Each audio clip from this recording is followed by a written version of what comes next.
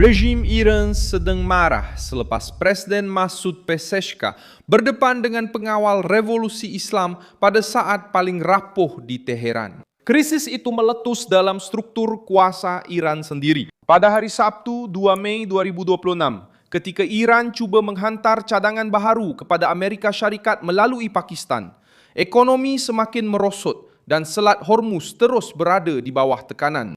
Iran cuba berunding, tetapi sudah tidak dapat menyembunyikan siapa yang sebenarnya berkuasa di negara itu. Saya akan ceritakan semua itu kepada Anda, tetapi sekarang Anda pasti mahu melanggan saluran ini untuk terus mendapat maklumat terkini. Maklumat masa nyata dengan kualiti kewartawanan terbaik yang pernah Anda lihat. Dengan standard credibility Milson Alves. Krisis bermula apabila Pezeshkian dan Presiden Parlimen Mohammad Bagher Ghalibaf mula menyasarkan pemecatan Menteri Luar Abbas Arah. Tuduhan yang dikenakan adalah berat. Arah dikatakan mengikuti arahan pengawal revolusi Islam dalam rundingan nuklir tanpa memaklumkan kerajaan awam dengan sewajarnya. Secara praktikal, Presiden Iran telah diketepikan oleh satu struktur ketenteraan yang bertindak sebagai kuasa di atas kuasa. Gerakan ini dianggap sebagai pengkhianatan oleh golongan garis keras. Bagi pengawal revolusi Islam, Pezeshkian bukan sahaja cuba menukar seorang menteri, dia sedang cuba merampas daripada para komander kawalan terhadap rundingan yang paling penting untuk kelangsungan hidup Teheran. Itulah sebabnya kes ini amat serius. Presiden Iran kelihatan cuba berdepan dengan mesin yang mengawal senjata, wang, perisikan, penindasan dan sebahagian daripada dasar luar negara. Keadaan menjadi lebih tegang kerana krisis dalaman berlaku ketika Iran menemukakan cadangan baharu kepada Amerika Syarikat melalui perantara parlimen. Pelan itu cuba membuka jalan keluar selepas berminggu-minggu berdepan sekatan, tekanan ekonomi, ancaman ketenteraan dan pertukaran tuduhan.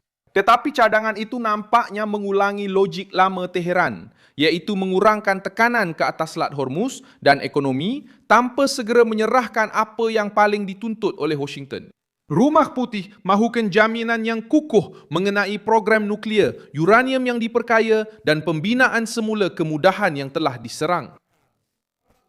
Menurut rejim Iran, mereka tidak boleh menggunakan jeda diplomatik untuk membeli massa, menyembunyikan bahan sensitif, membina semula struktur nuklir, dan kemudian kembali kepada konfrontasi. Oleh itu, jawapan Amerika adalah tegas. Iran boleh berunding, tetapi tidak boleh menyimpan cita-cita nuklir sebagai kad tersembunyi.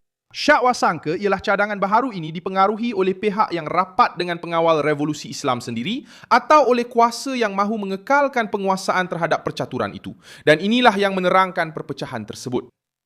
Pihak awam nampaknya faham bahawa tanpa sebarang konsesi, kebuntuan akan berterusan. Manakala pengawal pula cuba menghalang sebarang langkah yang kelihatan seperti penyerahan diri.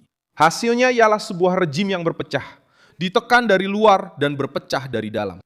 Donald Trump menyatakan bahawa Iran terdesak untuk membuat perjanjian, tetapi beliau mengulangi bahawa Tehran tidak boleh memiliki senjata nuklear. Dalam nada yang sama, beliau berkata bahawa tentera laut Iran telah dimusnahkan. Tentera udaranya telah dimusnahkan dan kilang-kilang drone serta peluru berpandu telah terkena serangan hebat.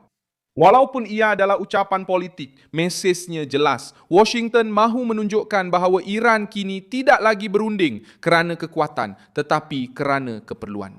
Inilah perkara yang membuat Teheran terkejut. Pengawal revolusi Islam sentiasa menjual kepada rakyat Iran imej kekuatan mutlak. Tetapi sekarang, rejim itu perlu menghantar cadangan melalui saluran tidak langsung. Sementara presidennya mengancam untuk memecat Menteri Luar Negeri kerana mematuhi arahan komander tentera. Ucapan tentang penentangan masih lantang, tetapi tanda-tanda nyata menunjukkan ketidakteraturan, ketakutan dan kehilangan kawalan. Pakistan masuk sebagai orang tengah kerana kedua-dua pihak perlu berbincang tanpa kelihatan seperti mereka mengalah. Bagi Iran, Islamabad membolehkan mereka menghantar mesej tanpa secara terbuka mengakui penyerahan diplomatik. Bagi Amerika Syarikat, saluran Pakistan digunakan untuk menguji cadangan-cadangan, mengurangkan tekanan. Tetapi jambatan seperti ini hanya berfungsi apabila ada arahan yang jelas. Dan hari ini persoalan besar ialah siapa yang mewakili Iran. Ekonomi adalah satu lagi sisi krisis ini. Jabatan Perbendaharaan Amerika Syarikat telah memberi amaran kepada syarikat perkapalan supaya tidak membayar yuran kepada Iran untuk laluan di Selat Hormuz. Tidak dengan mata wang biasa, tidak dengan aset digital, tidak dengan pertukaran, dan juga tidak dengan sumbangan yang kononnya diberikan. Pesanan itu jelas. Mana-mana syarikat yang membantu Teheran menjadikan Hormuz sebagai sumber kutipan boleh berdepan dengan sekatan. Ini memberi tamparan kepada rejim di tempat yang paling sakit keuangan mereka. Iran memerlukan perdagangan maritim, minyak dan pergerakan di Teluk Parsi. Apabila Washington menutup peluang untuk mengenakan bayaran, menyekat kapal dan mengancam syarikat yang berurusan dengan Teheran, rezim itu kehilangan wang, ruang untuk bertindak dan masa. Pengawal boleh bercakap tentang ketahanan, tetapi penentangan tanpa pendapatan akhirnya membawa kepada keletihan. Selat Hormuz adalah salah satu laluan paling sensitif di dunia untuk minyak dan gas. Iran telah cuba menggunakan selat itu sebagai senjata terhadap dunia.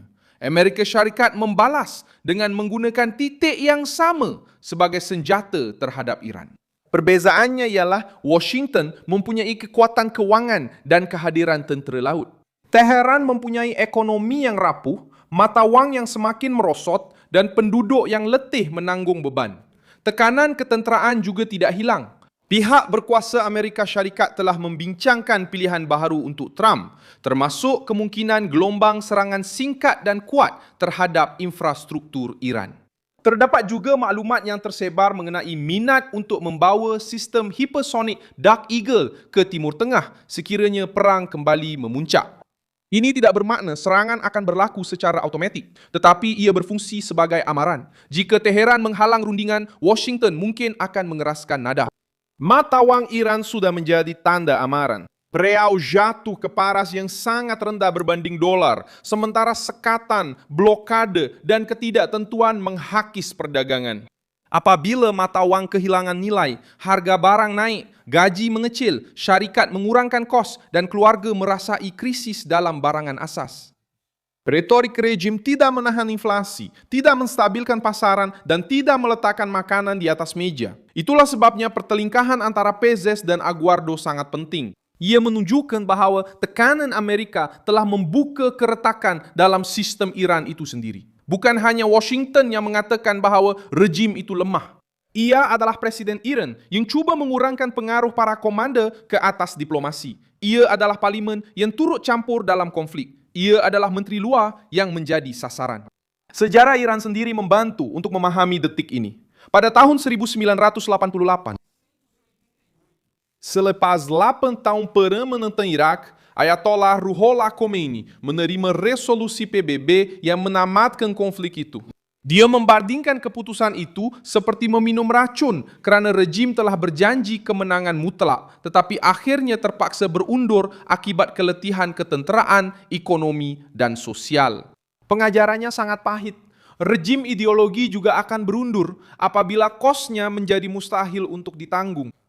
Hari ini, Teheran menghadapi tekanan yang serupa dalam bentuk yang berbeza. Rejim itu berjanji untuk terus bertahan tetapi perlu berunding. Aguardo mahu kelihatan kebau, tetapi saluran luarnya semakin sempit. Kerajaan cuba menekalkan imej kedaulatan, tetapi terpaksa menggunakan orang tengah untuk menghantar cadangan. Propaganda bercakap tentang kekuatan, sementara ekonomi pula meminta pertolongan. Negara-negara lain juga menunjukkan bagaimana tekanan seperti ini berfungsi. Kesatuan Soviet memasuki tahun-tahun terakhir Perang Dingin dengan kekuatan ketenteraan yang besar tetapi dengan ekonomi yang tidak mampu menampung persaingan pada kadar yang sama. Irak di bawah Saddam Hussein juga menjadi satu amaran. Selepas menceroboh Kuwait, Irak cuba menunjukkan kekuatan melalui paksaan tetapi peperangan, sekatan dan pengasingan telah memusnahkan pengaruhnya di rantau itu. Dalam kes Iran, masalahnya menjadi lebih rumit kerana pengawal revolusi Islam bukan sekadar satu pasukan tentera, ia juga merupakan pusat kuasa. Ia terlibat dalam keselamatan dalaman, mempengaruhi syarikat-syarikat, memberi tekanan kepada politik dan mengawal sebahagian daripada strategi serantau. Oleh itu, apabila Pesatkin cuba mengehatkan campur tangan mereka, pertembungan yang berlaku bukanlah bersifat pentadbiran. Ia adalah satu pertikaian mengenai teras rejim tersebut. Tuduhan terhadap Arak mendedahkan pertembungan ini. Jika Menteri Luar Negeri menjalankan perbualan mengikut arahan pengawal tanpa memaklumkan Presiden dengan betul, kerajaan awam hanyalah topeng. Jika Pesachkin tidak dapat mengawal Menteri Luar Negerinya sendiri ketika krisis nuklear sedang berlaku, maka dunia akan melihat Iran sebagai negara tanpa kepimpinan yang bersatu.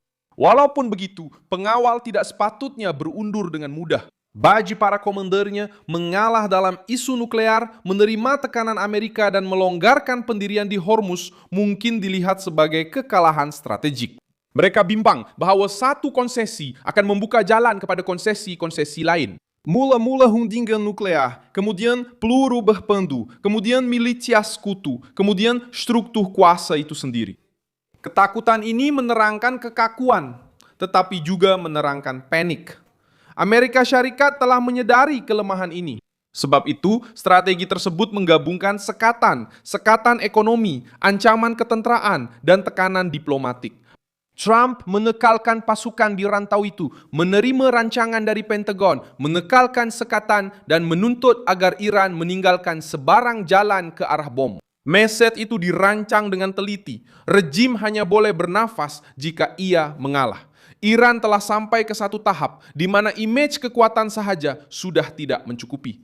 Cadangan melalui Pakistan menunjukkan keperluan untuk berunding. Ancaman terhadap Araguiche menunjukkan ketidakkawalan dalaman. Amaran dari Amerika Syarikat menunjukkan bahawa Washington mahu menutup celah keuangan. Perdebatan mengenai senjata baru menunjukkan bahawa pilihan ketenteraan masih terbuka. Dan kejatuhan ekonomi menunjukkan bahawa masa tidak memihak kepada Tehran.